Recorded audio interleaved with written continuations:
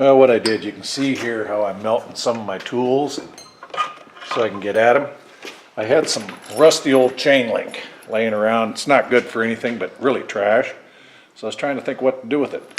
I took a grinder and I ground this out. So I got a gap, and then I'll put this in the vise like this.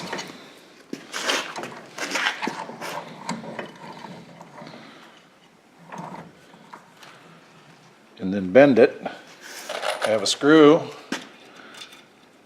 just enough to slide through. And then I'll just take a drill and mount it wherever I need it, like this, in or out.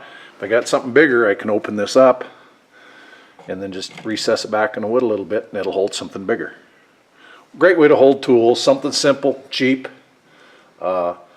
Maybe it isn't as pleasant as you'd like to look at, but for money-wise and efficiency, I mean, look at this. You know, I can get at everything quick and easy.